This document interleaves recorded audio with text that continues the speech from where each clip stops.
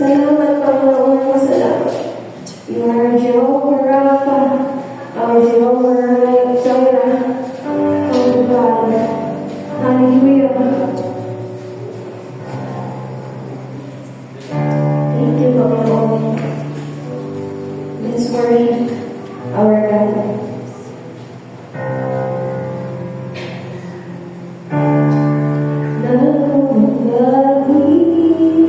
Sa iyong pagbigay, di nadalangin ang iyong pagtanggap. Hinahanap ang iyong katwiran,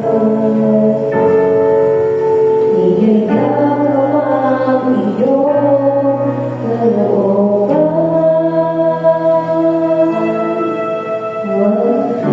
Maghalika,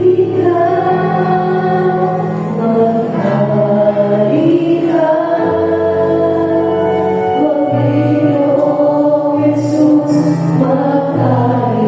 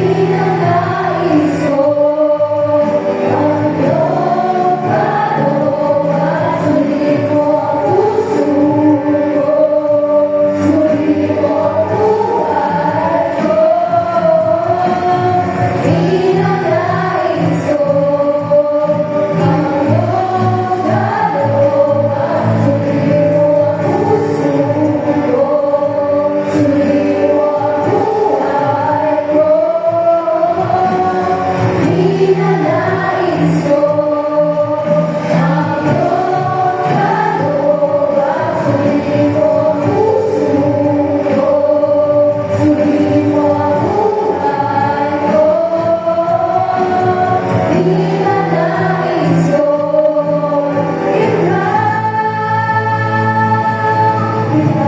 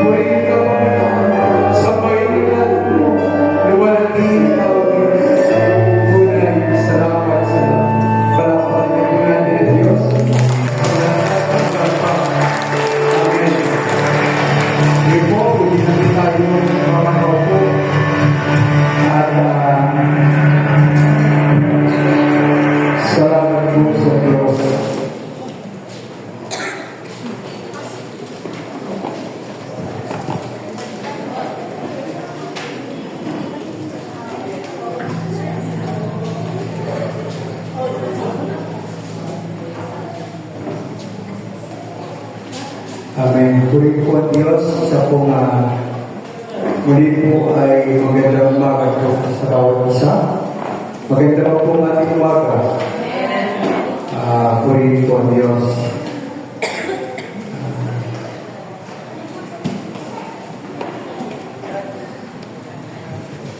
Diyan lang po kailangan dito lang po pala sa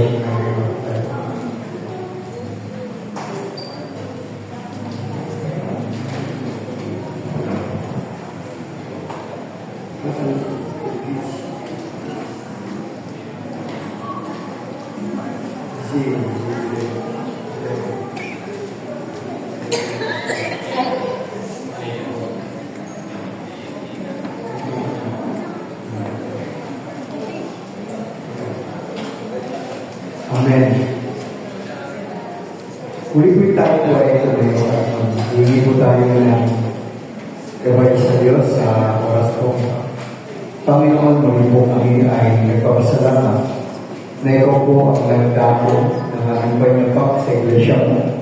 Isang layunin upang ikaw po'y purihin, sambahin sa Espiritu at Kabatuan at higit sa lahat, magpalakas po kami sa pamagitan ng isang salita na nagbibigay buhay, nagbibigay Panginoon katatagan ng pananampalataya. At sa umaga ito, Lord, patuloy ko namin dinideklara ang magawa at plano ng kaaway, sinasaway ko namin sa aming kalagitnaan. Payagan mo, Lord, ang kalooban mo ang mangyari sa aming kalagitnaan. Buksan mo po ang aming espiritu ng pananampalataya na manawaan mo ng lubos kung ano po ang nais mong parating sa amin sa umaga ito. Salamat Ama sa lahat ng bagay sa pangalan ng Panginoon Jesus. Amen. Amen. Sige po, pwede po tayo ng mga. Dito po sa 1 Peter chapter 1, verse 7. Maganda po sa Tagalog, tinagamit ko po siya. Gayun din naman ang inyong pananampalataya na higit na malaga ay sa ganito ay pinaralaan sa pagsubok upang malaman ito'y talagang tapat. Gayon kayo ay papupurihan, dadakilain, parangalan na maya si Yesu Cristo. Puri po ang salita natin. Pinamagalan ko po ang ating aralin. Words of faith. The words of faith, madalas ginagamit yan sa negative connotation.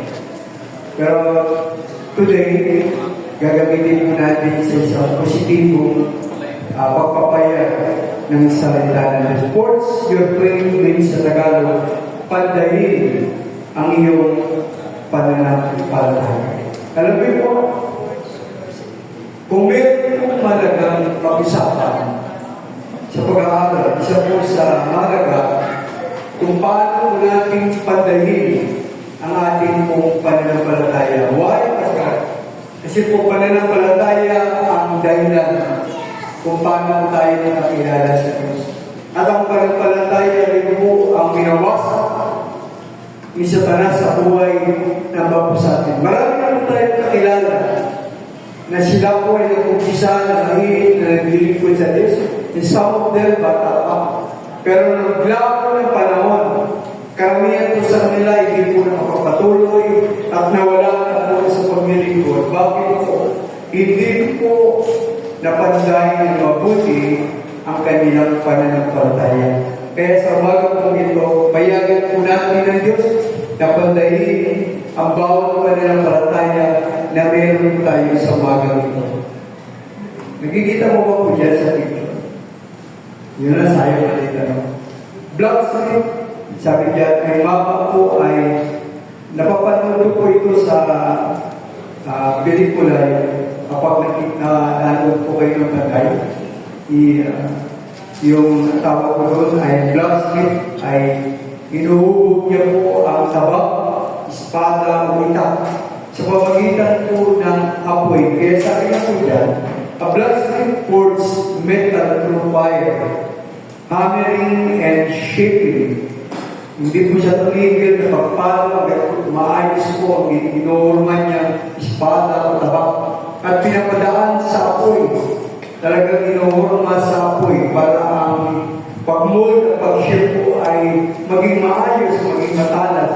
In the same way, God works our faith through trials. Ang ating pananampalataya po ay pinapanday sa pamagitan din po ng maraming pagsubok sa buhay. When we say pagsubok, nandiyan po yung kakulangan sa pera. Di ba po? Talagang hindi po biro ang kumulang sa pera kung ikaw yung papaaral. Kapag humingi ng ating mga anak ng punctuation, bayarin sa bahay, bayarin sa tubig, sa kuryente, bayarin sa lahat ng bills, hindi madali. Nariyan po ang trials ng tinatawag po natin karamdaman. Pag pinasukan po ang isang pamilya ng karamdaman, inuubos niya po ang resources. Right? Hindi po biro ang hamon ng karamdaman sa atin na kung saan kapag yan ay pumasok sa ating buhay, kapag titignan po natin, lahat tayo ay pare-parehong umarap sa tinatawag na hamon ng pananampalataya na kung saan marami na po sa atin nag-umpisa, sabi ko kanina, ay nanampalataya, sumunod sa Diyos, ngunit doon sa dulo, sila po ay nawalan sa lamang ang katotohanan, hindi napanday ng mabuti ang kanila ng pananampalataya. Dahil lahat tayo, katulad ng paghubog ng blacksmith na yan sa apoy, lahat tayo ay dadaan sa malaking hamon. Tignan mo katabi mo, may hamon po yan na pinagdadaan. Right? Maaaring hindi mo problema ang pera, pero problema mong naramdaman. Maaaring hindi mo problema ang naramdaman, pero problema mong pera. Maaaring hindi mo problema ang pera, pero problema mo yung relasyon sa kapatao. So saan ka mo po sumuot sa buhay nito? Lahat tayo ay pare-pareho umaharap sa malaking hamon sa buhay. Right? So yun po ang katotohanan na kailangan mapanday na mabuti, mahubog na mabuti, mabuti o na mabuti ang ating pong pananampalataya. Faith is not born in comfort. It is born in difficulty. Sa Tagalog po, ang pananampalataya, hindi po yung norma para sumarap sa buhay. Kundi po ay pagpanday ng mahirap. Habang tumatagal ang ating paglilingkod sa Diyos, minsan nagtatanong po tayo, Lord, bakit gano'n? Kung kailan pa ako naging Kristiyano, kung kailan pa ibinigay ko ang aking buhay, ito pa nangyayari sa aking buhay, sa aking pamilya. Bakit, Lord? Saan po ako nagkulang? Nabanggit ko po yung ng linggo sa FP. Meron po ako niyang miyembro. Nasuki ko po yan lagi sa kalsada. 5 ang anak o 6. Lahat po sila mag-asawa, lahat ng anak, hindi ko naman alam o 6 mo. Parang 6. Talagang sabi niya, Pastor, saan po kami nagkulang? Bakit ang aming buhay, hirap na hirap? Hindi naman kami nagkulang sa Diyos. Lahat po namin anak sa praise and worship, kaming mag-asawa, ay naglilingkod sa Diyos. Buong pamilya ay sumusunod sa Diyos. Bakit ganitong hirap ang aming dinanas sa buhay? Sabi ko sa kanya, kapatid, huwag kang bumigay. Mark is word. Huwag kang bumigay. After a while, lahat ng mga anak ay naging professional. May engineer, may architect, may nurse. Marami pa pong mga kurso. At ang iba ay nandun po sa abroad at binigyan po sila ng magandang bahay ng pinanganak. Malaking bahay. Hindi lamang yun. Ang ama ng tahanan, binigyan pa ng susi ng anak ng bagong sasakyan. Ano gusto kayo makita? Na lahat tayo ay pare-parehong pinamatay ang ating pananampalataya. Meron pong nagtagumpay at meron pong hindi nagtagumpay. Sabi ko sa iyo katabi, sana magtagumpay tayo. Amen. Sila tayo ay inuhubog yung ating pananampalataya. Ang nais ng Diyos, makarating po tayo sa dulo ng ating pananampalataya. May nagsabi sa daras, ayaw na ikaw ay makatapos ng iyong pananampalataya. Gusto ng Diyos, gusto ng kaaway, sirain ang iyong buhay upang hindi ka makarating sa tamang baseline ng pananampalataya. Sabi ko ng John 10:8, the thief comes to steal, to kill, and to destroy. Sinisira ang pananampalataya ng tao, nagkakaroon ng karamdaman, nagkakaroon ng kakapusan, nagkakaroon ng problema sa relasyon. Dahil gusto ng kaaway, ilayin po tayo lahat. Pero gusto ng Diyos, buuin po tayo lahat upang makita po natin ang mabuting plano. Kaya tama po faith is not born in comfort. Never. It is born in difficult. Uubugin po tayo ng mabigat. Amen. Naranasan ko yan. Uubugin po tayo ng mabigat. Dito, ang labanan dito ay patibayin ng pananampalataya. As I said a while ago, ang dami na po nangako. Naalala ko nung kami po nag-graduate sa Bible School. Way back po, mga 30 years ago, ganda.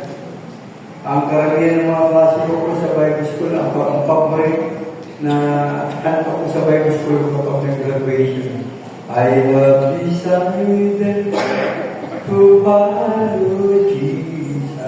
Umiyak yun. I have decided to follow Jesus. No turning back, no turning back. Ngunit marami na po sa aking sabay. Tatlong Bible school na po yung aking nakasuta. Marami na po sabay na mawit na ganito. Ngunit binayo ng pagsubok.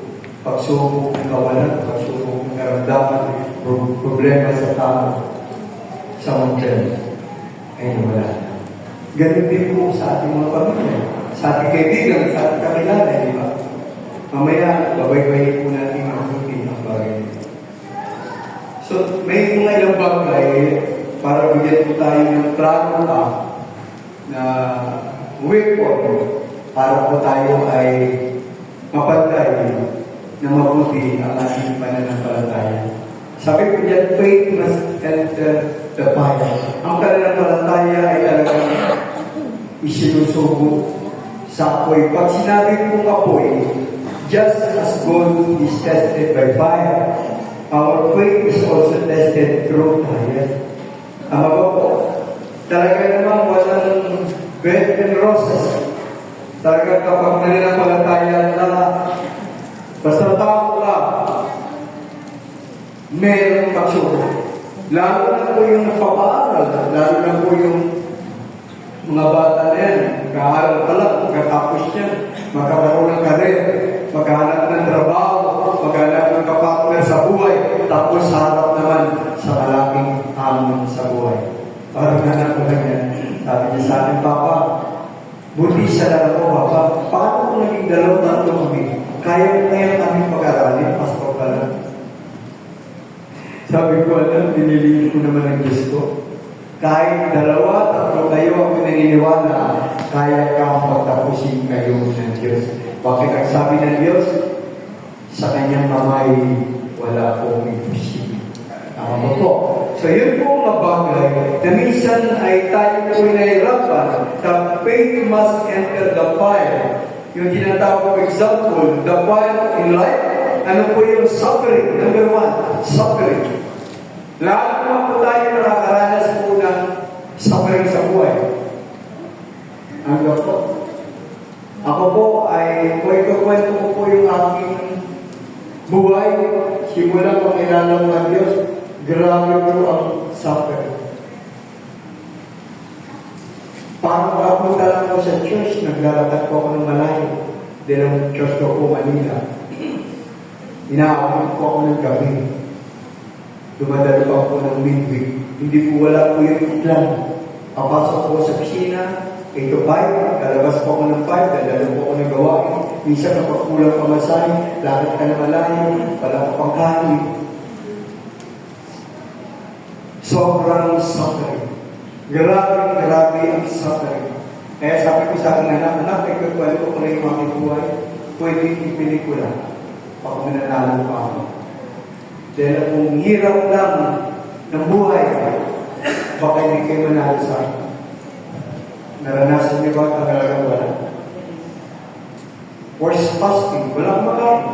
Muni pandaga, sabi ko lagi may makain. Kaya Burnal, first pastor, walang pagkain.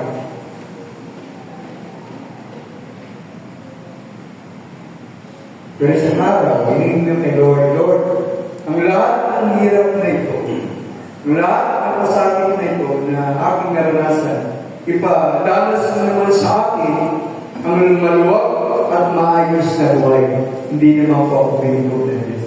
God, kwento na lang po yung nakaraan, pero God provides everything in my life, my family, everything. Walang kulang. Dahil hindi po tayo sumuko sa ating pananampalataya. Going back sa suffering na yan, minsan napapahilig ka na lang. Diba? Then what? Other po na, ano po ba ang parent life? Suffering, number 2, delays in prayer. May mga prayer na ang tagal-tagal na, Lord, bakit siya pinagpala? Bakit siya okay na? Bakit ako ganito pa? Katulad yung kinikwento kong babae kanina, ang tagal. Lagi umiyak sa akin niya, pastor, ganito, gano'n. Ngayon pa kaya uyakin na lang siya, pag hindi na siya. Dahil ang lahat ng anak ay tumutulong sa kanya. Lahat ng pangailangan ng pamilya, kanilang mag-asawa, ipinubay, lahat ng kanilang mga anak sa tulong ng Diyos. May mga prayer na isa na parang pulat. Parang gusto na natin tumigay. Lord, bakit ganito ang buhay ko? Saan ang nagkulang? Naglilingkod naman ako sa iyo. Sumusunod naman ako sa iyo. Nagbabasa naman ako ng Biblia. Nanalagi naman ako. Tumupunta naman ako sa church. Bakit ganito pa yung aming buhay? Huwag ka lang tumigil. Isang araw, papalakpakan mo ang Diyos sa buhay. Dahil siya ang Diyos na nangako. Hindi ka iwanan at hindi ka pababayaan. Amin ba po? Yan po ang ating Diyos. Ito, na minsan ang buhay ay nakakatakot. Wala naman taong hindi natatakot sa buhay, right? Especially kapag nandun po tayo sa gitna ng kawalan. Hindi natin alam kung yung ating panalangin, dininig ba ng Diyos o hindi. Ang malaga, ituloy mo ang panalangin mo, ituloy mo ang panalangin mo, ituloy mo. Isang araw, magbubunga ang lahat ng hinihingi mo sa Diyos. Ang kakambal ng panalangin ay pananampalataya. Hindi pwedeng mawala ang dalawa kapag may panalangin, may pananampalataya. Kapag may pananampalataya, may panalangin sa araw, lahat yan ay magbubunga katulad ng aking personal na patutuo. Ang Diyos po ay mabuti sa lahat sa atin. Not only delays in prayer and suffering, number 3, coping with other people. Alam niyo po, madalas ito po ito pinabagin. Wherever I go, kapag tumingin ka sa tao, tignan mo katabi mo, di ba tao yan? Tama ba? Hindi po tayo makakapos na natin pananampalataya. Why? Ang tao ay nagkukulang, ang tao ay nagkakamali, si pastor ay pwede magkulang, pwede magkamali. Ang sabi ng Diyos, huwag kang tumingin sa tao, tumingin ka lang kay Jesus, the author and perfecter of our faith. Kaya kapag sa tao ka tumingin, marami na pong membro na iglesia, wherever I go, pumunta sa mga iglesia, nagtampo ay ganito, nagtampo ay ganito, sumamalo. Hindi po problema ang iglesia, ang problema ang ating mga puso. Dahil kapag nabanday na mabuti ang ating pananampalataya, kahit nagkulang, nagkamali ang tao, hindi mo sasabihin sa sarili mo, naglilingkod ako sa Diyos, hindi sa tao. Amen. Ang tao ay nagkukulang. Ang tao ay nagkamali. Hanggat hindi pa po tayo dumating pa sa Kristo sa ating buhay, yung di pa po tayo yung tinatawag na glorified body, lahat tayo ay nagkukulang. Amen. Lahat tayo ay subject sa pagkakamali. Kaya nga po, pag nagtampo ka, kapag hindi Naurma na mabuti yung pananampalataya, hindi na panday na mabuti yung pananampalataya, mawawala ka sa church. Mawawala ka sa pananampalataya. Pero kapag nahurma na mabuti at napanday yung pananampalataya, lagi mo sasabihin, hindi ako naglilingkod sa tao, naglilingkod ako sa Diyos. Amen. Hindi mo mawala sa church. Kasi kahit sa church ka pumunta, may problema. Bakit ang church ay maraming tao? Kapag may tao, may problema. Tama ba po? We are not yet perfect. Kaya napakalaga po, mapanday, payagan niyo, pandayin ng Diyos yung ating pananampalataya. Kaya napakalaga, marami na po nag-comment, pero ito din ang pananampalataya ay gumiwag. Dahil sa tao, temptation sa laman, lalo po sa pera. Ako, ang pera po ay nakakatakot pag nagsuko sa pera. Amin ba? Lalo po sa laman. Nung ako'y kabataan pa, dahil ko pinagdaan ng kurso dyan. Naranasan kong sa kwarto lang kami, nahabol ako ng babae. Pag inabot ka ng babae, ang gagawin mo, sabi ng mundo, pag inabot ka ng pag may palay, tayo, di ba? Talaga naman, nangingilabot yung balay ko, hindi ako ng pahabot. Pero pag natakma niya ako, baka, hindi ko alam. Salamat, hindi niya ako nabuna sa tulong ng Diyos. Laman po. Pera, di ba po? Huwag po tayo padayan sa pera. Akala natin, nagigigil po tayo, kailangan natin ng pera. Sa maling paraan, huwag po. Yung mga bata, huwag natuso, kaya kailangan mag-iisip. Manalagi ng tamang partner sa buhay. Ang hirap mo, nag-aaral ka, tapos mabuntis ka. Kristiyano ka pa. Bagamat ang Diyos ay nagpapatawad. Alright? Totoo, ang Diyos ay nagpapatawad. Pero yung consequence ng salanan, anin po natin. Kaya napakalaga po, maging mahingat po tayo at ang makakatulong sa atin, may iwasan ang temptation po sa buhay. Hayaan mo, payagan mo ang Diyos na kung saan pandayin ng Diyos ang iyong pananampalataya. Yun po ang malaga. Number 2, bata ko pa, apat ito pwede shaped by the hammer. Nakita niyo kanina yung panday. Ang hawak niya po ay, yan po, nandiyo ba po? Wala. Yung malaking maten siya, ginagano niya po yung espada na yung tabak. Tapos pinapadaan sa apoy normal na mabuti. Ganun po ginagawa ng Diyos sa ating pananampalataya. Pinupukpok na mabuti. Pinabayagan, makaranas na mga pahit na bagay.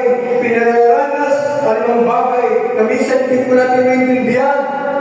Pero sa kamay ng Diyos, meron pala siyang dakilang plano sa mga bagay na yan na nais po ng Diyos sa iyo at sa akin. So sabi nga, faith is shaped by hammer. God not only tests faith, is shaping every difficulties like a hammer shaping metal. Grabe, talagang nililiglig ng Diyos sa ating pananampalataya. Sobra. Minsan hindi mo maintindihan, umiyak na lang tayo lahat. Pagkatapos ang pagsubok, hindi ko tapos ang isa, meron pa na ng isa, hindi ko tapos ang pangalawa, meron ng pangatlo, kaya saan ka tumingin, may pagsubok sa harap, may pagsubok sa gilid, may pagsubok sa likod, may pagsubok sa gilid. Parang meron na po tayo, pero huwag mong kalimutan, lumingon sa taas, meron Diyos na nanako sa iyo, hindi ka iwanan ng pabayaan. So, yan ang buhay. Right? Hindi na dali ang buhay. Lalo na sa nagpapamilya. Yung mga bataan nyo gusto magkaroon ng boyfriend, girlfriend. Wala masama. Sa mga panahon, dapat prepared ang lahat. Dapat pinasok mo yung pamilya, well prepared po tayo. Dahil kapag hindi po tayo handa na pinasok ang pamilya, sigurado pwede lumipad ang pinggan at makakumurahan ng mag-asawa. Yung I love you, sweetheart, I love you, honey, baka mapalitan na I hate you. Hindi biro ang sagot. Kailangan naman po natin. Ang pinakamagitan example po, Joseph was betrayed ng kanyang mga kapatid, di ba? Binenta po siya. In prison na kulong ng 13 years. 17 po siya nung dinala sa nakulong 13 years. After 12 to 13 years. And forgotten before becoming a ruler. In Genesis chapter 37 to 41, makita mo kung paano po inugo si Joseph. When he began to believe na siya po sasabay ng kanyang kapatid, lahat ng kanyang kapatid ay nagselo, pinagbantaan sa patayin, inulog sa balon, binenta, dahil sa pagtatanggol ng kapwiran sa Diyos, siya'y nakulong. Pagkatapos, sa 13 years na yan, pagdating niya ng 30, ginawa na po siyang ruler ng Egypt. Second command king. Tignan mo, 13 years yan, hinugo. But after a while, after 13 years, at the age of 70, grabe ang hirap na mami. Di ba ganun tayo nasa?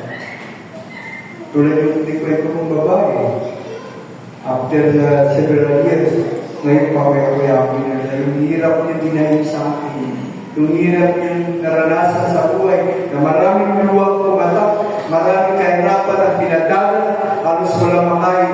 Ngayon, lahat ng pagkain gusto niya, lahat ng lugar na gusto niya, lahat ng mga bagay na gusto niya bilhin, pwede niya nang gawin sa tulong ng Diyos. Ano ang sekreto?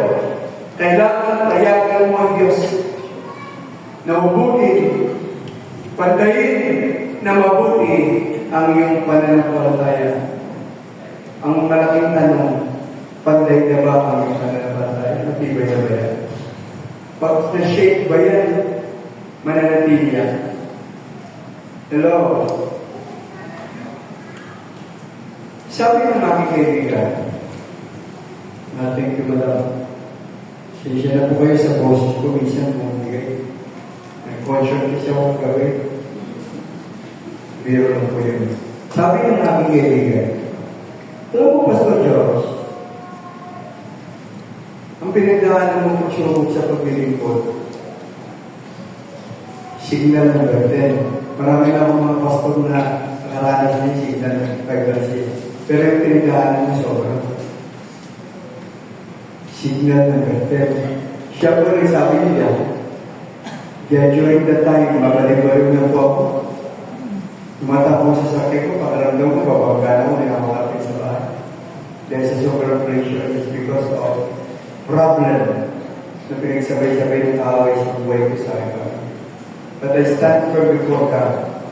I stand firm before God. Gawin mo po ang iritis. Ngayon pumunta ka sa iritis, punong-puno ng tupa at maayos ang lahat ng bagay. Pinubay ka lahat. Multiplication ng finansin ko namin lahat inayos ka niya. Samantala dati, sabi ko, Lord, parang hindi yung mga taong ginawa, parang hindi natin po. Pero hindi po ako bumigay.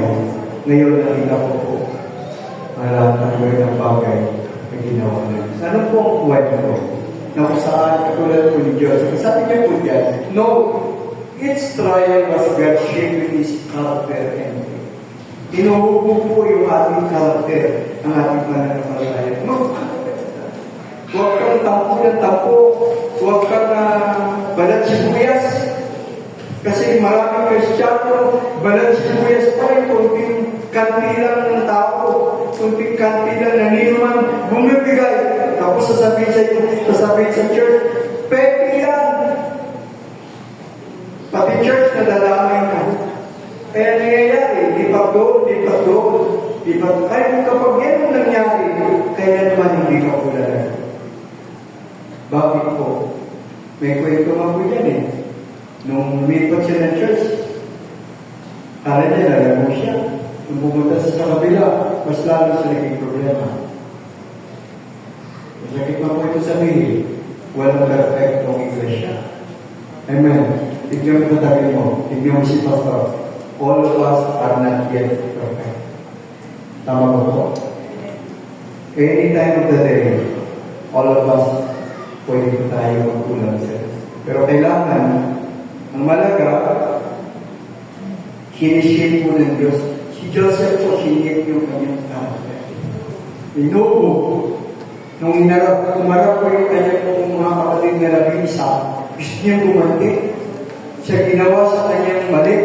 Pero dahil inubog ng Diyos ang kanyang pananampalataya, ang kanyang pag-ugali, ang nanay sa kanya ay papapakumbaba. Hindi ba maganda? Kapag nagagawa sa iyo mali, kasi ito ang nature ng tao ganito. Ang nature ng tao, kapag ginawa tayo ng mali, ginawa tayo ng masama, nagrabyan tayo, ang nature natin mga tao ay bumalik ng ganti. Pero nais ng Diyos kung bakit pinapantay yung ating pananampalataya kapag dumating mga bagay nito, tuturuan tayo magpakumbaba at magmahal ng tao. Yun po ang beauty. Yun po ang nangyari kay Joseph. Number 3, faith becomes stronger than gold. Mas matibay pa po sa ganito. The truth is that gold can be destroyed because it is an earthly treasure whose value is not eternal. But faith connects us to God, leads to salvation, and endures forever. Ang pananampang dito po ay talagang masisira dahil dito lang yan sa lupa, kahit gaano malaga yan, hindi po yan pang-eternal. Pero yung ating pananampalataya, yun po magdadala sa atin sa eternity. Amen. Konting tiis na lang. Di ba po? Minsan, ayos ang pamilya, biglang gumigiwang ang pamilya. Ayos ang trabaho, gumigiwang ang trabaho. Ayos ang negosyo, gumigiwang ang negosyo. Maayos ang katawan, bigla nagkakaroon ng karamdaman. May plano ng Diyos. Huwag ka lang bumigay sa harap ng Diyos. So, sabi ko na Ecclesiastes chapter 5 verse 15, kung paano siya lumabas sa sinapupunan ng kanyang ina, hubad siyang babalik gaya ng dati niya. At wala siyang madadalang anuman mula sa kanyang pinagguran na maaaring niyang dali sa kanyang kamay. Hubad po tayo dumating sa lupa, hubad din po tayo babalik siya. Kaya napakalaga po kung saan managawa po siya sa ginto o pananampalataya. Ang ginto po ay pandito lang, ang pananampalataya pang eternity. Kasi lahat na mayroon kami yung nasabi po diyan, no, everything we gain on earth, money, possession, success cannot be taken with us when we die. Earthly will stay here. Ang lahat ng meron dito sa lupa, ang pera, ari-arian, yung tagumpay sa buhay, hindi po natin niya madadala kapag tayo ay namatay. Ang lahat na meron dito sa lupa ay dito lang. Pero ang pananampalataya, hanggang doon yan sa eternity. Yun ang magdadala sa atin ng tagumpay. So napakalaga po, maunawaan po natin ng lahat, success is not bad. Possession in life is not bad. Lahat ng magagandang bagay, pera hindi po masama. Pero kapag nandiyan na nakapako ang yung paningin, yun po ang masama. Bakit po? Temporary na yan dito sa ibabaw ng dunia. Ang arin po natin tumibay, pandayin ng Diyos yung ating pananampalataya upang gumawa po tayo sa tinatawag na apoy. Pagkahamil na yan, mananatili po tayo sumaawit sa Diyos. I have decided to punish. Amen. Dahil lahat naman tayo ay pareho-pareho.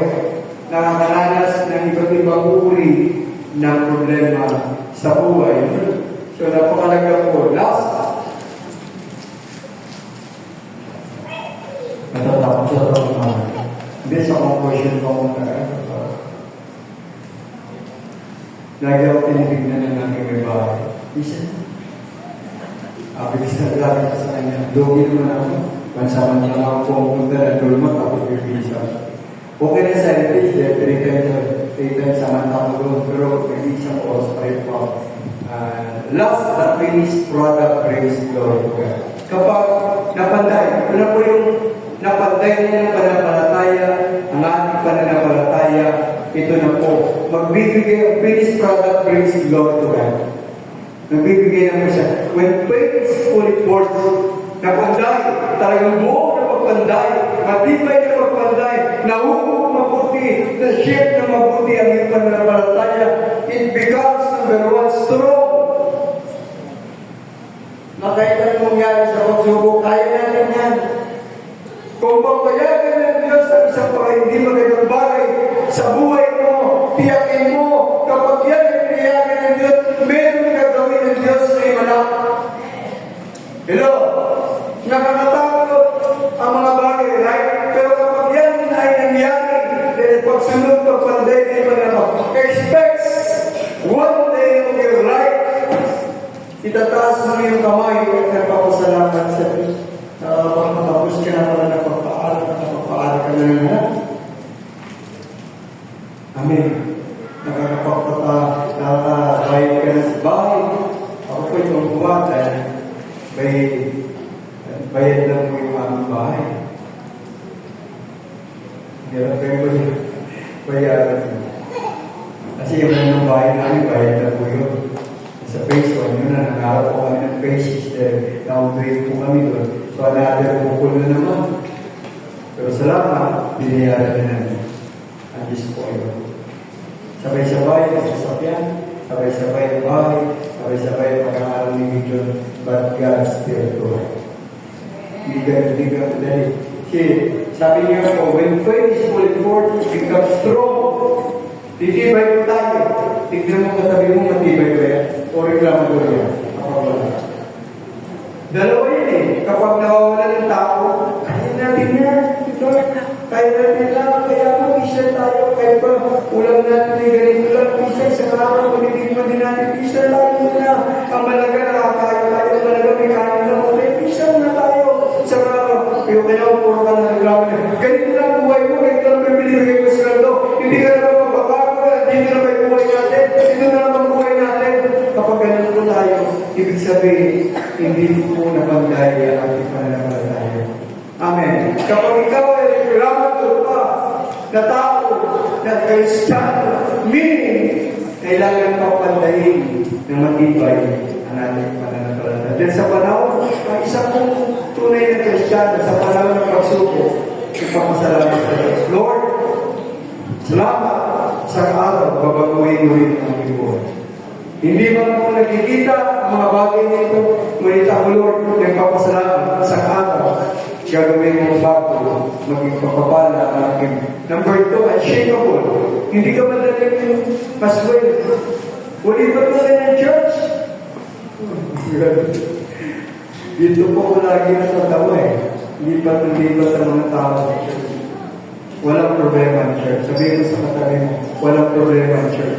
Ang problema ang puso. Amen. Kasi ang church, iglesia niya ng Diyos. Ang nag-reign at nag-ahari ng church, hindi siya pastora, hindi siya pastor, hindi sino na leader, kundi mismo ang Diyos. Yun lang, dinadamay ang tao. Right? Dinadamay ang mga dapat na-shake ako yung ating faith. Ano nakikita mo kahit nawawala, kahit may karamdaman, mag-pray ka lang, kahit ang pangit na sitwasyon, ibigay mo lang yung mata ng palataya. One day, God will provide, God will do miracles in all circumstances in life. Talagang hindi madali. Talagang namang iiyak na dyan. Walang hindi mo iiyak dyan at hindi nalulungkot dyan. Kahit si Pastor, sabi ni Pastor, huwag ko sabihin yung aking kalagayan. Hindi ko sasabihin sa kanya na lang. Papapagalitan na naman. Hello, anong gusto niya? Pare-pareho po tayo may pinigadahan sa ating pamilya. Siya po ang malaga. Mature. Not only strong and shakeable, mature. Tumatatak po tayo. Yung ating maturity na ating faith, tumitibay. Talaga naman, pag sinabi kong mature Christian, yung credibility, ang yung commitment, hindi po nag-isway. Hindi po seasonal. Kasi po yung immature Christian, seasonal po yan. Pero kung gusto mo maging hindi po seasonal, kailangan maging po natin yung maturity in faith para ano po, umulan man at hindi. Di ba, pansinin nyo, lagi ko sinasabi, kapag umulan, ano ko sa service natin dito? Lagay mo 9. Kapag umulan ng 7 to 8 hanggang 9, 7 yung inaramdaman. Natatakot na po ako. Kaya hindi na Kristiyan, takot sa ulan. Tingnan mo tabi yung takot ba sa ulan yan? May pakilap naman. Pero kapag ikaw ay mature Christian, umulan, umingit, at hindi, umabagay, anong season na yan, lagi ako sa loob na Diyos. Hindi dahil lang sa akin, binata ko dahil ng church ko, Manila, uwihan ko, gagawin. Walang kaplang yun. Minsan service ko, 2 pa, sa Samara, sa gabi, di na umuwi. Tapos may Wednesday pa ako, may Tuesday pa ako. Lahat na mahirap ng pamilya ko, pero ang reward niya po sa akin. Tremendous naman po yung reward niya. Na inaani ko po ngayon sa buhay. Bago dumating yung dulo ng buhay ko, reward niya.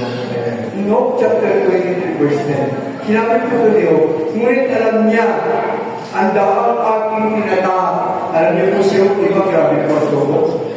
Kapag ako'y kanyang sinubo, lalabas akong parang dito. Ganyan. Kapag siya'y sinubo, lalabas siya parang dito. Tingin po yung process ng gold. Bundok ko walang inuukay. Huwag ba? Na maitim. Na maitim. Dadaan kayo hugasan ng maraming hugas. Napakarami ng mga proseso.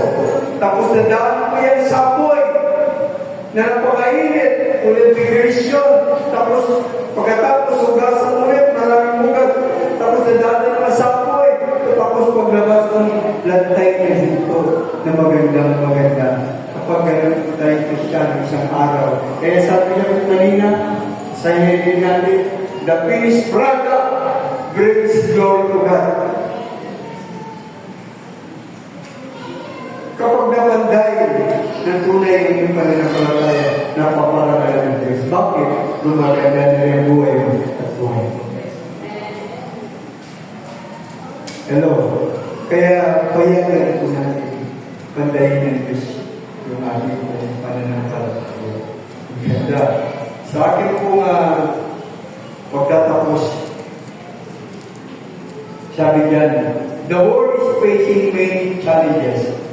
There are several floods, di ba? Dami mga bahan, magpapatay ng tao, sumisira na ari-arian sa ating bansa. Famine, maraming katutong. Earthquake, natatakot po yung lindol. Wars, ngayon ay cemeteries. Pamahal, sabi nga, ay tomorrow or Tuesday, another increase of fuels na natin. Ngayon ito ay running to 100 na. Sa ibang provincial mountain, nagawa 100 na yung mga diesel doon, especially sa norte. So, dito po ay 70, 80 tomorrow. Tataas na naman. Pagtaas niya, taas din po lahat ng bilihin. Pag bumili ka ngayon, idalasan niya ng daan, pumasok ka sa grocery, matatawa ka. Kagabi, kung sa lang ng pastor, dinabusan kami ng gato. Dumiretso ako sa grocery, tinigin niya ako ng 500. Bumili na ako ng konti, para natubi-tubi lang. Yung maliit na plastic na ganyan, 350. Sabi ko sa kanya, ano ba sa buhay ko yun? Diba? Pero salamat, pinoprovide naman ng Diyos ng ating Panginoon. Right? So, kung saan ay marami pong wars and many other things. The Bible says, ito pong mabigat. The Bible says in Matthew chapter 24, verse 8, ang sinabi niya po ron, ang lahat ng hirap na ito, listen carefully, ang lahat ng hirap na dinadanas natin tao, ngayon, ang earthquake, ang flood, ang gera, ang bigat ng bilhin, iyan ay wala pang kumpara, natiting lamang kahirapan. Sabi ng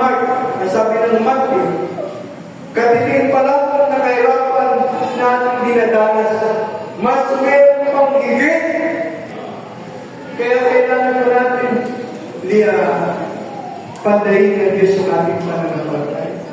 Upang dumating ang yung mas mabigat, kakayanin po natin. These are only the beginning of sorrow, sabi niya doon sa Matthew. That is why we must carefully forge our faith. God commanded us that we must carefully forge our faith so that we may be able to finish our race of faith.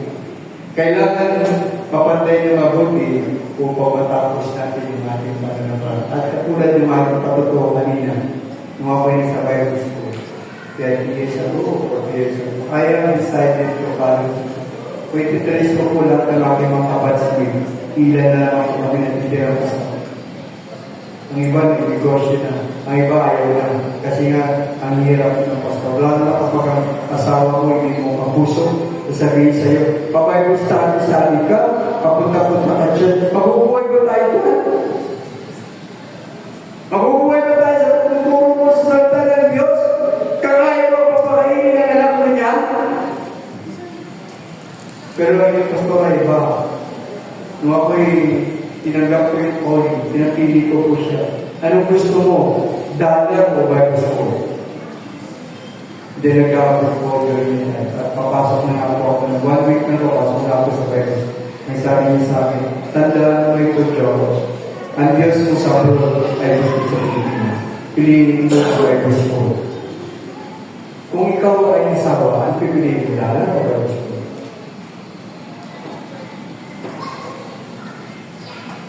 Kaya ngayon mga kapatid natin sa abroad binubomba na yung Dubai, binubomba na Saudi, Qatar, hindi pa umuwi sa Pilipinas din, mas malaga pa yung duyan.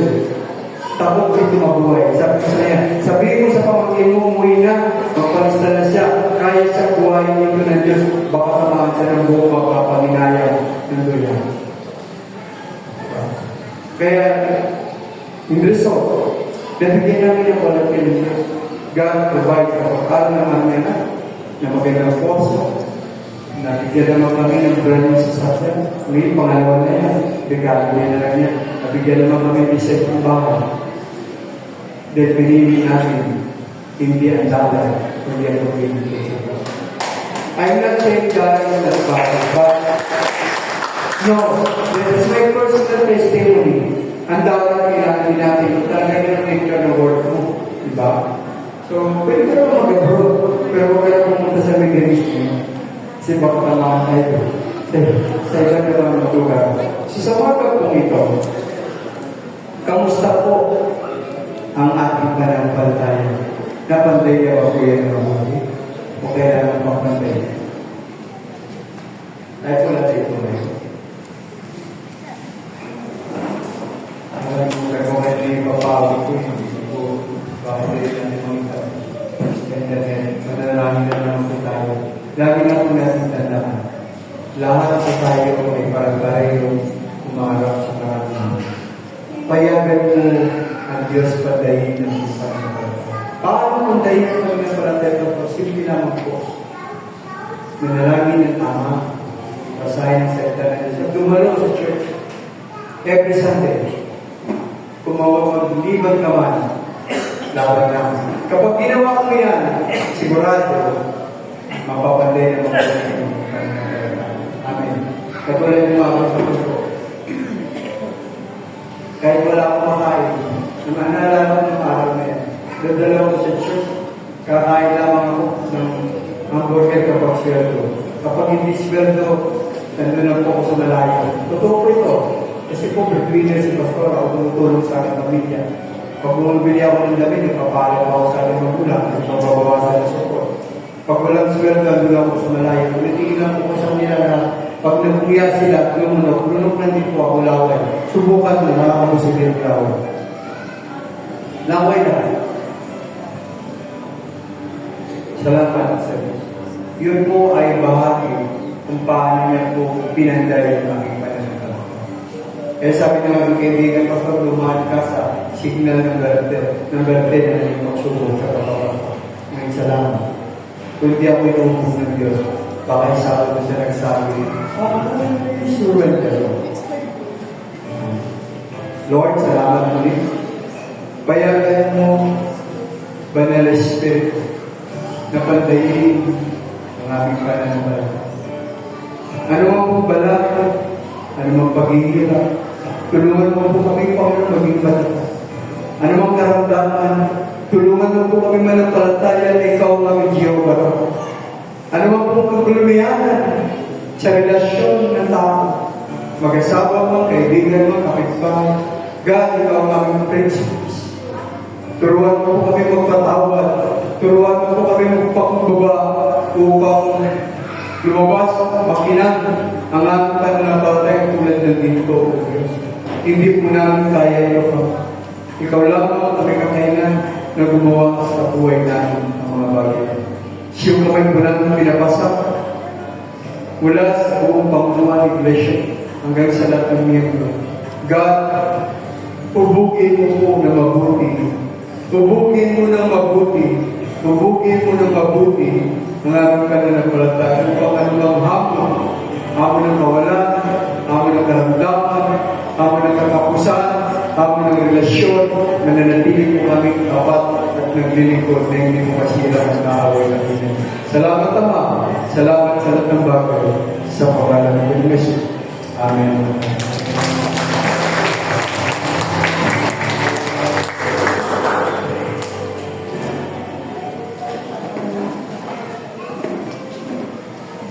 Thank you po, Pastor Joros.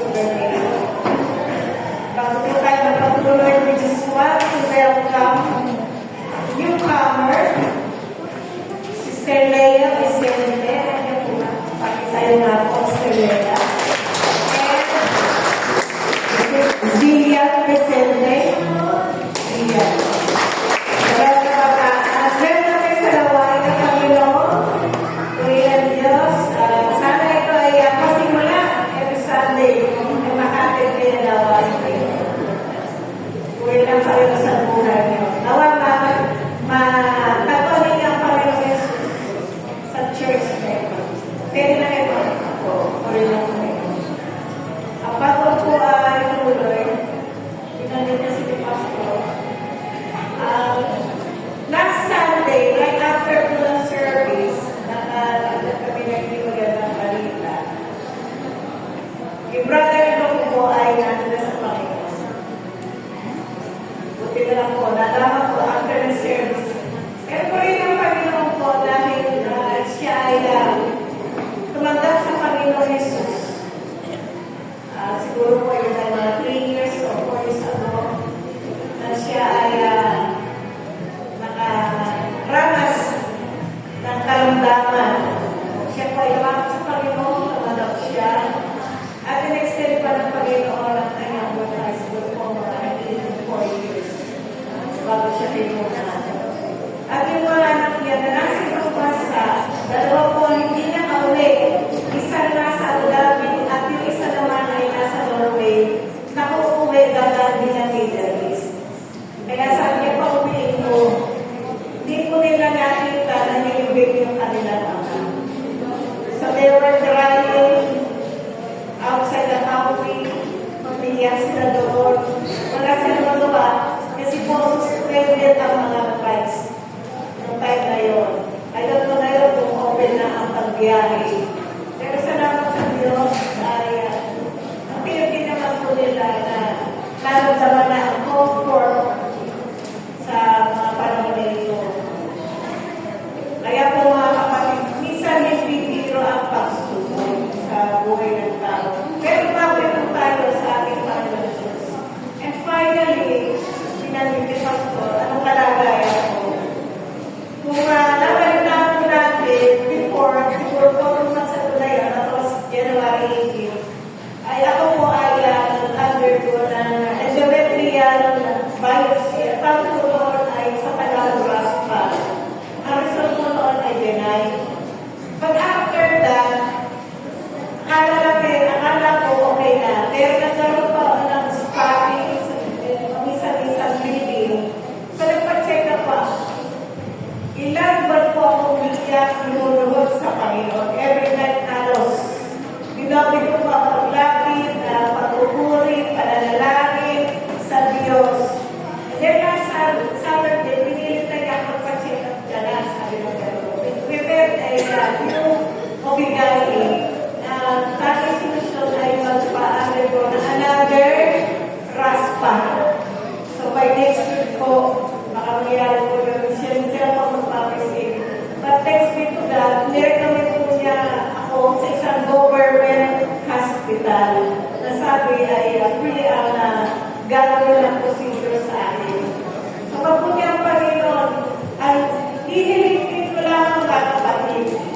ay samahan ko sa panalangin ng result ay binay ulit. Meaning not cancerous.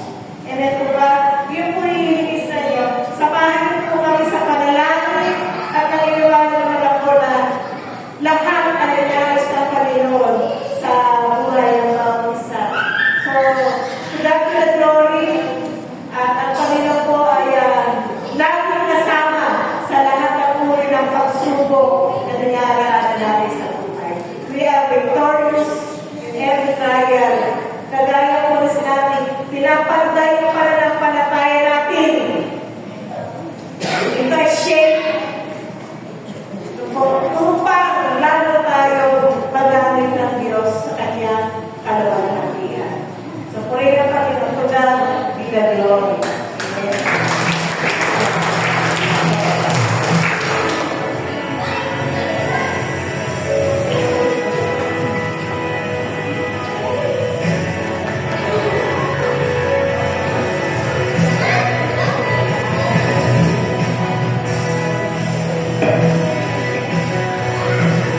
Bago tayo tumungo sa ating pong offering, magbigay lang po muna ng announcement po ang kapatid. Dahil po ang ating pong evangelistic night o concert ay sa Friday na po, 4 p.m. 20, March 20, at holiday po yun mga kapatid. At ngayon, meron po tayong tickets. Ito yung tickets natin. So, bawat isang member sa atin ay magbibigyan ng po ng 100 pesos. Pero kahit ilang tickets po yung kukunin. So, magbibigyan ng po ng 100. So, yung ating pong invites ay ating pong ilagay yung pangalan niya dito sa likod.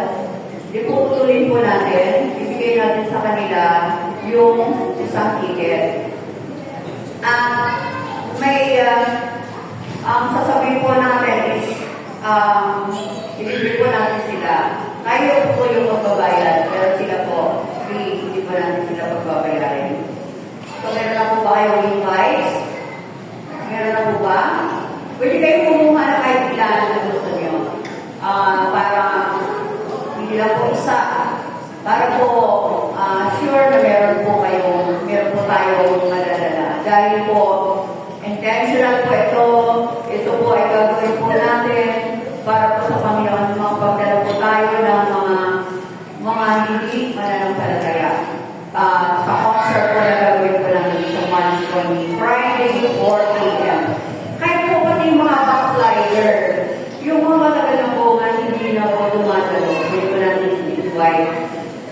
Pero kung meron po mga gusto rin po umaten na mga nasa ibang church, gusto umaten, then meron po akong nakausap, gusto niya umaten, welcome po sila. Welcome po sila sa dito sa church natin. Pero po, kasi lang pinaka-importante dito sa lahat ay yung makaka-invite po tayo sa mga hindi mananampalataya sa ating pong evangelistic concert sa Friday, March 20, 4 p.m. May konting snack naman po ito, mga kapatid. So, ayan, may practice po, men's and women's after service. Para po sa evangelistic concert, sabi po dito, may practice po kayo ng men's and women's after daw na service. Okay. Okay, papayaan. Sa Sunday po, ang ating pong family day. Dito po tayo mag-lunch. Dahil po natin ang ating lunch sa bahay. Yung mga niluto po natin na pangkahalian po natin. Dito lang po natin nakainin mo rin. Sabay-sabay po tayo mag-lunch. Amen po ba, mga kapatid? Amen. So now, dala po tayo sa ating pong offering. Makibukas po kayo sa akin sa aklat po ng Proverbs. Proverbs chapter 3. Basahin ko po, sabi pa dito sa verse 1. Anak ko, ang aral ko ay huwag mong lilimutin.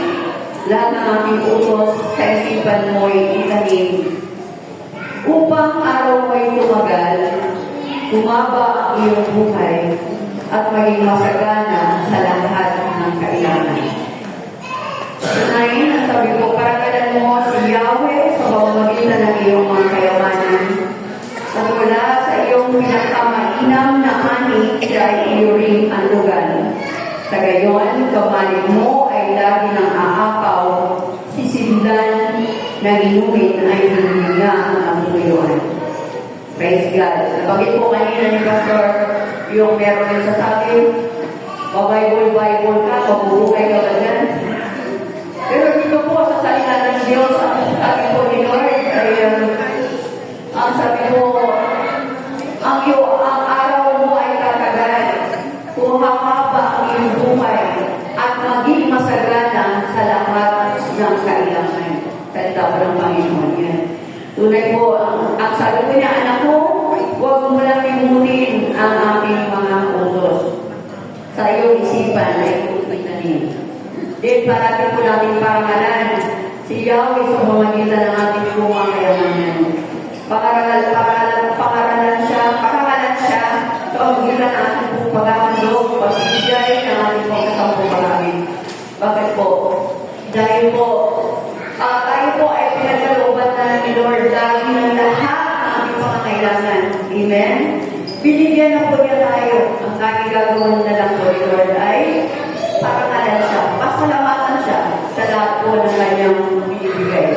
Magaganda po ang ating mga kasuotan. Amen? Napupuno po ang laman. Ang ating po mga tiyan, napupusot po tayo, tuwing tayo po ay kumakain.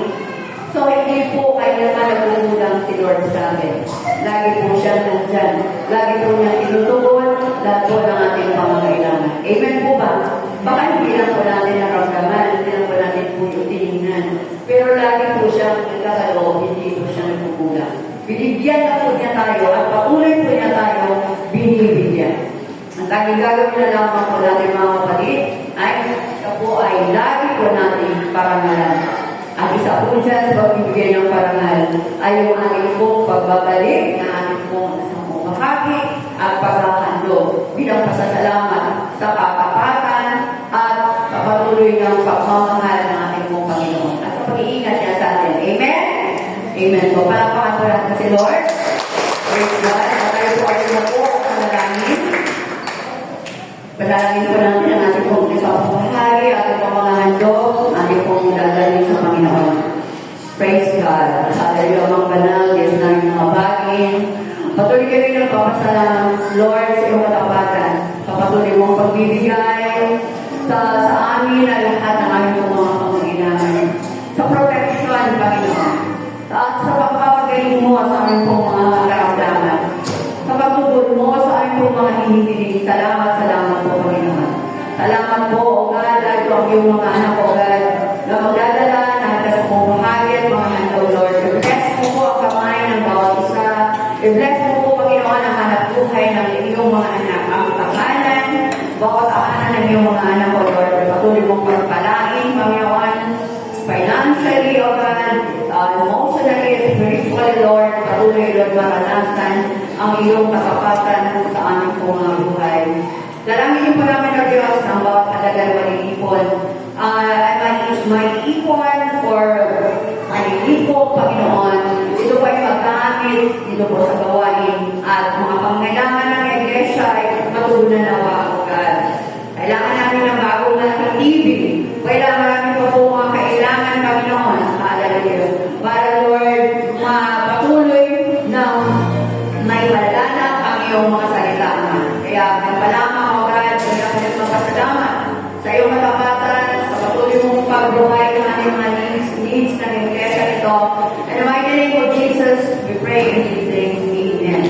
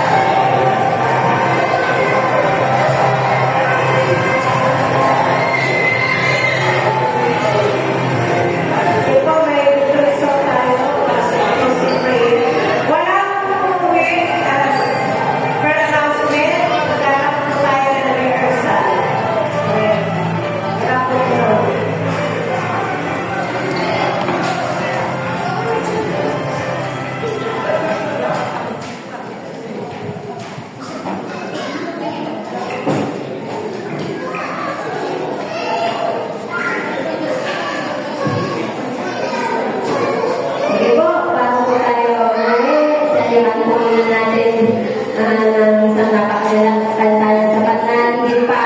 Dahil totoo naman hindi nagkukulang ang Panginoon. Amen? Amen!